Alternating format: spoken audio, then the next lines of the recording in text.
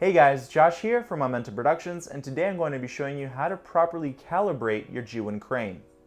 Now this calibration process is a bit tricky, and I know for a fact that the app alone doesn't do the best job possible in explaining how to properly calibrate your gimbal. That's why I created this tutorial. So if you follow my tutorial, I'm sure that we can properly calibrate your gimbal. Now why would you want to calibrate your gimbal? This is a crucial process in order to fix horizon problems or any other stability issues that you might be experiencing. The calibration process allows the sensors in the Zhiyun Crane gimbal to reset and reprogram so that way you get a more accurate and stable gimbal. Alright, without further ado, let's jump into it. So to start off, we want to turn on our Zhiyun Crane. Don't worry if your camera is not mounted. The motors will detect that and shut off almost instantly. So let's turn it on. After we've done that, we can launch the Zhiyun Assistant app.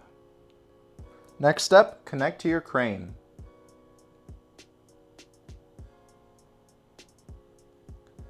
On the bottom of the screen, press Calibration.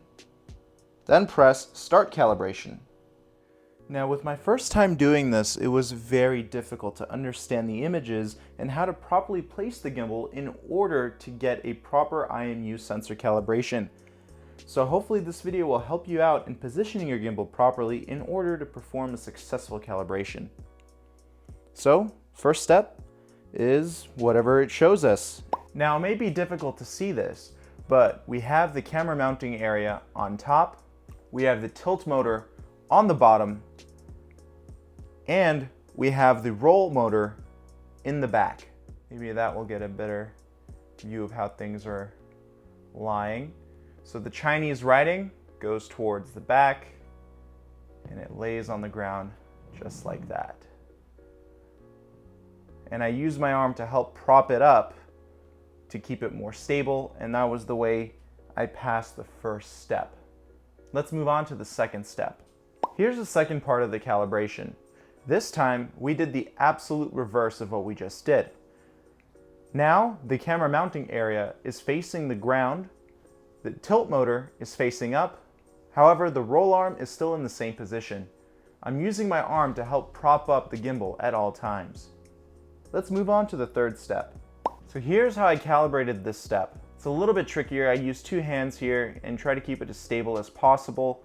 This time the tilt motor is aligned with the pan motor and the roll motor is still in the back. Notice the position of the camera mounting area. The bottom is facing the roll motor while the upper part of the camera mounting area is facing away. Let's move on to step 4. Now the only change in step 4 is moving the camera mounting area to the absolute reverse of what we just did.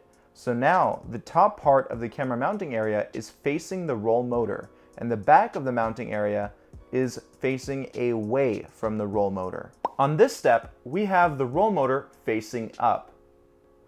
And now the whole gimbal is basically resting on the back part of the camera mounting area. So the front part is facing up, the back part is facing down. I'm using my right hand to help keep the motor upright and stable. You can also use a block or any other stationary object to help you make this easier. And for the last step, notice how the pan motor is aligned with the tilt motor and the back of the camera mount is facing up. The front is facing down. And that is the last and final step of the calibration process. Once you've done everything right, you will have a confirmation screen that everything has been calibrated. And now you are ready to use your gimbal. So right after you're done calibrating your gimbal, immediately shut it off in order for it to start anew with those settings. Then mount your camera and test to see if the issues you were experiencing have went away. If they haven't gone away, you can try the calibration process again. Also, learn how to properly balance your gimbal as well, because that's a crucial factor. Check out one of my balancing tutorials here, and you will learn how to properly balance your Zhiyun Crane. So I hope this video has helped you understand how to properly calibrate your system. Don't forget to give this video a like, share it with your friends, and subscribe to my channel if you haven't done so already. You can also check out my website at www.capturethemomentum.com. Over there, I also have a free newsletter where I give away cinematography and photography tips, so make sure you sign up for that. I can't wait to see what you guys create. I'll talk to you soon. Bye-bye.